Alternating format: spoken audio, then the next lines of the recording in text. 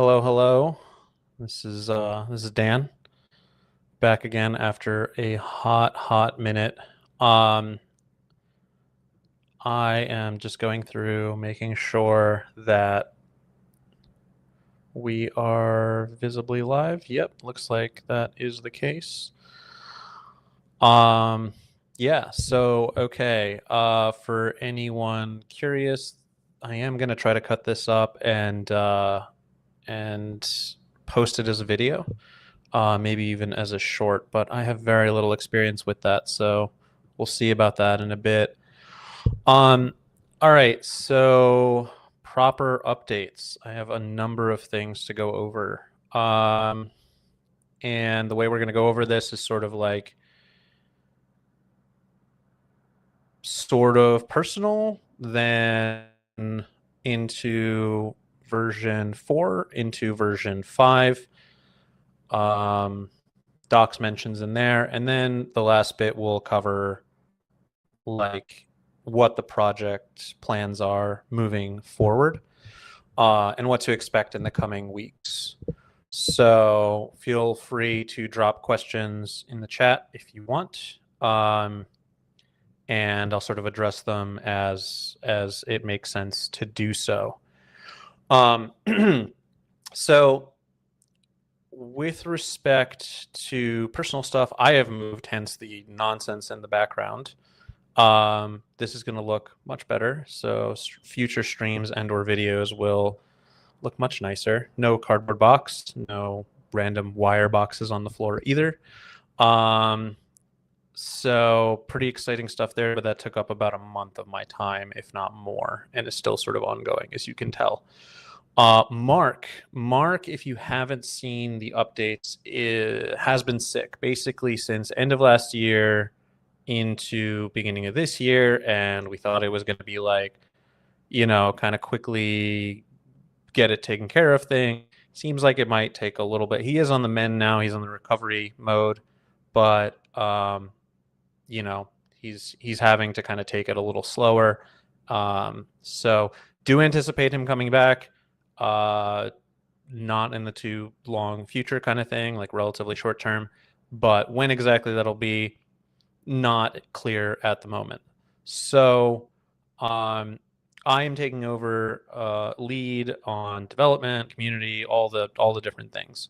What that generally means is that some of our efforts, or I guess my efforts for now, hopefully in the future, the community, which I'll touch on later, are going to be a bit more constrained. So where before I was going to have like also the Discord and all these different things, like it's going to be a little bit tighter. I'm still working out an exact approach to addressing issues and feature development for version 5 of Nativewind and version 4. At the moment, it's a little bit kind of shotgun-y approach. But made good progress so far just in the last week. So I'll share those updates. With respect to version 4, which is the current stable version, it's pretty good so far. It definitely needs some love. I've gotten through a bunch of the issues, but if you're using, I'm mostly going to be focused on supporting SDK 54. And the incoming SDK 55. It's what Expo's doing. It's just easier, especially when it's just like one person kind of doing this so far. So if you haven't already made the upgrade, I'd recommend you do so, at least to 54, because again, that's just where I'm going to be testing things, and I'm not really going to try to recreate issues in SDK versions before that, honestly. So, yeah, what I have done there, right out the gate, about a week ago, I just made sure all the whole test suite is passing for version 4. We have this like really robust test suite of like somewhere between 750 and 1,000 tests or something like that. And made sure that was passing, and then we now have documentation that, like the documentation on the website for version 4 reflects those tests directly. It treats them as the source of truth. So if you see any discrepancies there, you can, please flag those to me, however you choose to do so. Ideally, issues on the website repo, but like, if you DM me, I'm not gonna like hate you for it. I can actually even pop up a screen share of what we have on the website now. So, God help me if I remember just how to screen share on this thing. There we go. Allow to share window. Share this window. Okay. So here, here's a quick overview of what the docs have changed. So all of these bits here, like I said, these are all going to have treating the test suite for version 4 as a source of truth. You're also going to have LLM text and LLMs full. So this has been really cool I've been using this a lot in working with version 4. So these files in combination with npx RNU Nativewind, this uses the at latest specifically uses like I said, SDK54 and Nativewind version 4. So if you quickly need to spin something up, see if something runs, that's a great way to do it. And I use Cursor Max or whatever with Opus 4.6. And when I give it the LLMs and LLMs full, it's pretty good. Like it does everything I expect it to do. So yeah, I just wanted to make sure all of that worked. Now in going through to then the actual repo itself, I've reduced the number of issues probably by about 25% or so, and handled some of the pull requests. I'm still making it through that, though I did ship a new version, 4.2.2. So I'd recommend, if you're ever going to be opening an issue, I see a lot of people still opening 4.1 when they do so. Just try 4.2. It solves some of the stuff. So the other thing is we're up to like 670,000 downloads per week, which is mental. Like that's a crazy number of downloads. So I'm pretty pumped about that, especially given that the whole like React Native, CSS, Tailwind space is sort of expanding. You have more folks jumping in, taking novel approaches to how to do this. So really exciting stuff out there for this space. And I'm still trying to figure out what the hell Expo is trying to do with respect to incorporating CSS, if at all. I'll let you know as soon as I know anything on that front. But last I checked, they did express some interest in incorporating, like using React Native CSS for that. And to reiterate a past thing, if anyone's curious what the difference between version 4 of Nativewind is and version 5, outside of the fact that one is support for Tailwind 3, while the other is Tailwind 4. In version 5 of Nativewind, you have a separation between this sort of like thin wrapper, which is like Nativewind, the library, and that wrapper is around another library, React Native CSS. And React Native CSS is the way that you actually, it's like the meat and potatoes of the whole operation. That's the way you actually get CSS to work in React Native, which it does not normally. Nativewind just sort of comes in there and makes Tailwind work specifically with that,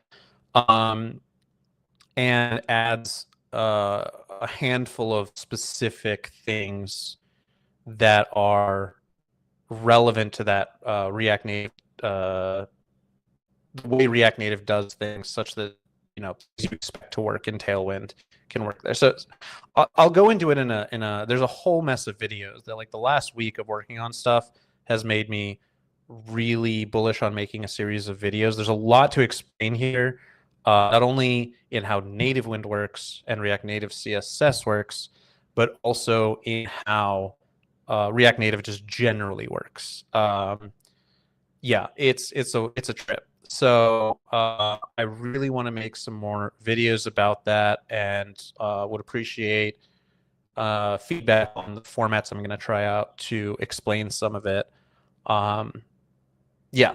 So, anyways, version 4 right now, the goal is making it through a bunch of these issues. I think I can do it in like, I don't know, 2 weeks ish, probably. It's really just about recreating a bunch of the stuff, a bunch of which I've already done. RN new makes that really easy. And then for the pull requests, just kind of like taking it one at a time. Folks have been really good about making the updates to these PRs that I'm requesting, and they're pretty quick about it, especially on React Native CSS. So, but version 4, just pretty much mostly where it's been at. We have nightly builds shipping whenever something gets merged to main. So if you want to use the latest stuff and you see there's been commits that fix something, you can use the nightly tag to get that latest version. Otherwise, I'll probably be shipping a new patch version every couple of days, 3 to 4 days, at the latest once a week. So if that works, continue to just use latest. Now switching gears into version 5. This is where I've made a lot of changes. So I'm just sort of pulling out my notes here. In the last week, yeah, a little less than a week, I have released 3 patch versions of this library. So we are now on 3.04. That version I released last night. And that includes a number of fixes. Thanks to a guy named Ty, you can now have like class name and style props coexist. There was a pretty gnarly bug that messed this up. And so anyone with like, I mean, that's a pretty common thing to do. So anyone using version 5 was appropriately getting pretty ticked off that this was an issue since like October. I was able to get that published to a nightly build before, but I only recently got access to NPM publishing about a week ago. So now that's actually on NPM as of version 3.02 of React Native CSS. So outside of that, that was followed up by, let's see. I remember specifically fixing the safe area insets. That was just a matter of it not existing, basically. Like, I went through into Mark's code and I noticed that basically there was the scaffolding for what he was trying to do, but it just didn't exist yet. So I just kind of wrapped up that work. And now if you go to use safe area insets via utility classes like msafe, psafe, like all that stuff, in version 5, it works as expected. If you run into problems with that, definitely let me know.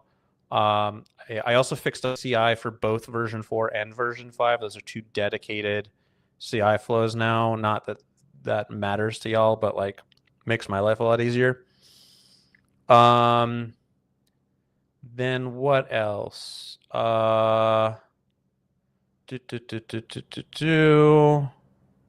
There's some changes in here I don't even remember making, but I've kind of gone through a whole mess of a lot of stuff.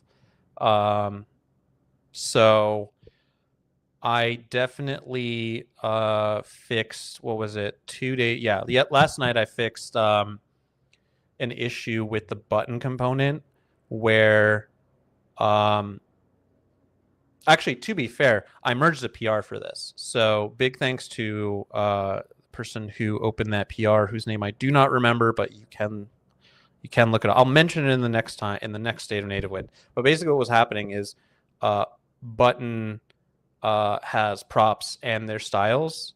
So those are handled sort of like the way that React Native CSS was handling this is it would pick one over the other, and so like one or the other, it wouldn't collapse both properties. So you would be missing stuff in your button component that you wanted to be there. So things like title or whatever.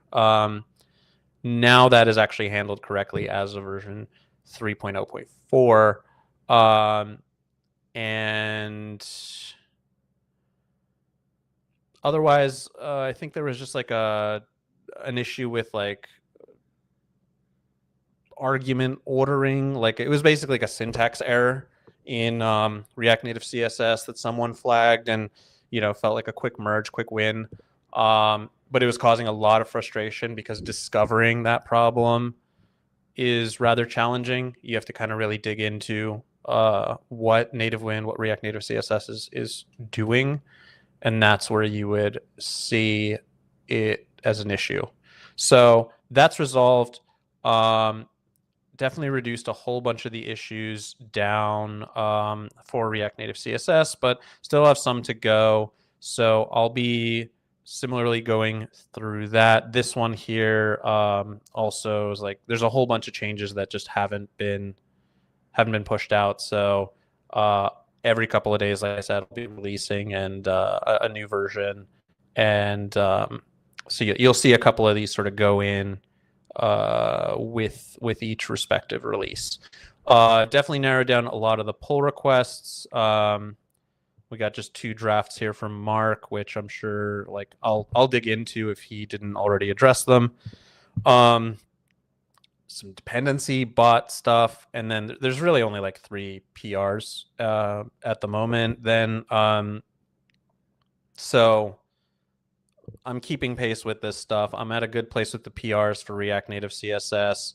My big areas of focus are the issues for React Native CSS, the issues and PRs for Nativewind version 4. If you're curious where this code lives, if we go back to Nativewind, so all of the version 4 stuff is on the version 4 branch, right? So that's where everything for version 4 gets deployed. If you want to see the code for that, it's not on the main branch for Nativewind. The main branch of Nativewind correlates more now to version 5. Once I have a stable version ready for version 5, I'm gonna bump the minor version of both Nativewind and of React Native CSS. So it'll look like 3.1 for React Native CSS. It'll look like what the hell is it? I guess it would be version 5. Maybe that's a major version. I don't know. I'll see about that one. That's in the future. Touching on the actual like longer term goals here. So I want to this community, the Discord has shown me that there's a lot of interest from the community to be involved, but people don't always know how best to do so. So my goals over the next 2 months are obviously to stabilize version 5 of Nativewind, continue ongoing maintenance of version 4, especially as it's like the latest version of Nativewind.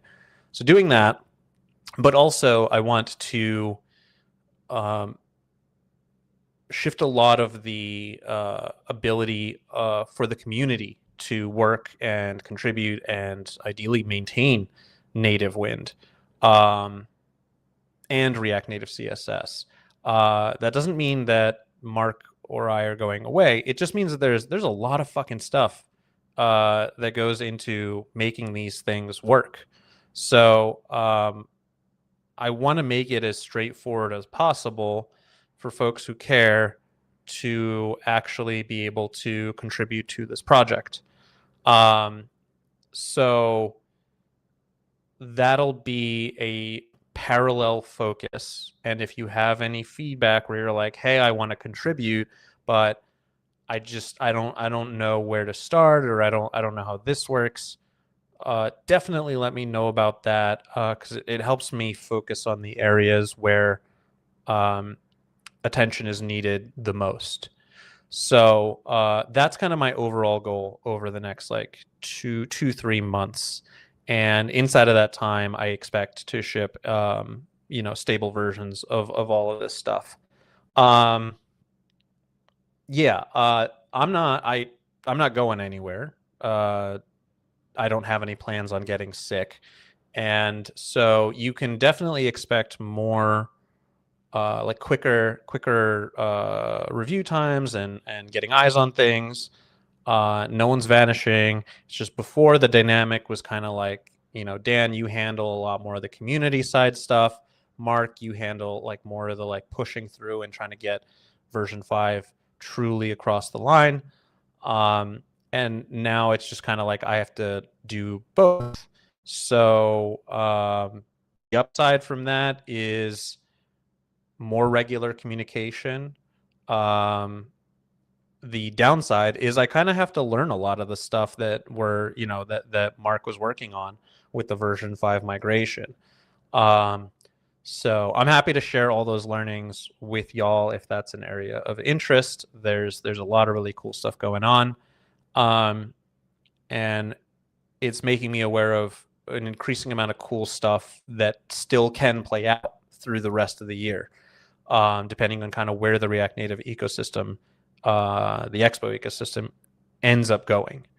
So yeah, kind of pros and cons to this. Mark has done an absolutely incredible job, by the way. Like wrapping my head around this every single day has shown me that like the way Mark's brain works is astounding. Like this is a really, really complex, very cool project. The way it handles these things, it has obviously areas of improvement, which I hope to fix up. But like, wow, like incredible, absolutely incredible. And anyone who sort of takes on this challenge,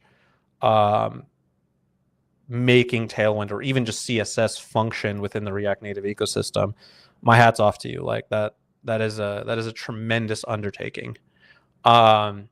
So those are I guess I should go through the version 5 doc updates as well. These have become like much more robust, right? So there's way more stuff here now. Whereas before I think it was just sort of like cut off like here or something. I don't know. Similarly, there are being that the version 5 and version 4 docs are different, there are now LLM.text and LLM full also for the version 5 docs. Switching between these two, again, when I have like an agent working on stuff, it just makes it a lot faster where I could just give it links to those files and be like, use this version, right? As use this document as the source of truth. I'm still working on ways to more deeply integrate usage of LLMs with Nativewind. I've seen some folks implement an MCP server. Rightfully speaking, I have no idea what that is. So I'm still, I'm open to doing that, but I just need to learn a bit more. What I was looking into more so was like a skill. I think it would be really cool to have a skill for Nativewind. And particularly as we move to have version 5 be the stable version, having like a migration scale from version 4 to version 5. So yeah, that's like my area of concern, or like my area of attention. If you have any suggestions on how to best support popular LLM tooling, definitely open to it. There's all the content in the world now to review. Just kind of have to like streamline delivery of it to these language models. I already use it pretty frequently and it's pretty good. So highly recommend just using what we have now. What else is there? I think that's largely it. I have someone working on if you go to the installation stuff here, obviously it's been Expo for a while. And a lot of people are concerned, like they want to be able to use like Next with this, and they want to see like monorepo examples, and they also want to see frameworkless support or guides or whatever. I have someone working on delivering a monorepo template. We have one for version 4. We're working on one for version 5. And I'll probably post the instructions for working with Next, hopefully in the next week. That's more realistic than trying to get it done this week. But obviously, especially if you're considering something like Uniwind, you want to use Next.js, you're probably going to want to use Nativewind for that. So we'll have the Next.js guide here. And that if any issues exist of sort of discrepancies between how web works versus how native works, then hopefully those come up in the issues accordingly, or even hopefully we just find most of them in making the mono template. I think that'll address most of the concerns. I also haven't noticed any issues between different package managers. I tend to prefer Bun, so if you find any, please feel free. Yeah, and a little background on just why we've been absent. Like I said, Mark has been sick, just outright. That's just been the case for him. For me, I have formed a new business entity with a buddy of mine who I've been working with for like the last year, and TLDR, legal stuff and accounting stuff takes a while, but all of the payment for like even this like this stream tool and all this stuff, so that's coming from those efforts. So if you are interested in a faster, like you need updates or you need help like sooner, faster, we do we may have some room for an additional client in the next like month. At the moment we're a little bit full up, but we could maybe squeeze some like stuff in. So definitely feel free to reach out. The website is ronindevs.com. That's RONINDEVS.com. Yeah. So if you need help more in the interim while we're stabilizing this stuff, we can definitely prioritize that. I might stand up a sponsorship program similar to Tailwind's to begin to prioritize some folks' concerns. It seems like the right way to go, just given the volume of usage of this library, and knowing that for the next like month or two, I'll be like the only person leading the charge. So again, open to feedback, but that's current thoughts. I'm really happy to be back on State of Nativewind, though. It's bugged the hell out of me that this has been like, not worked on since October of last year, or November or whatever. So really happy to be here. I'll be here next week with another list of changes. And again, feel free to reach out and throw questions, throw concerns. If you're whatever, like considering one library over another, I'm decently regularly answering people's questions about sort of the Uniwind versus like Nativewind thing, for example. Definitely some stuff to be mindful of there. Might even go into it on a future stream or a video or something.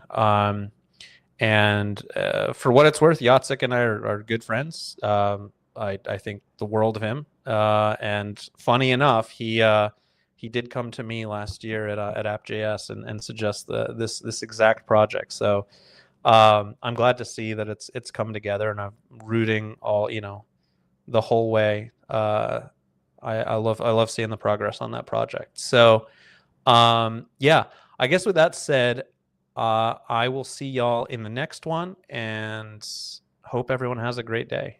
Catch you later.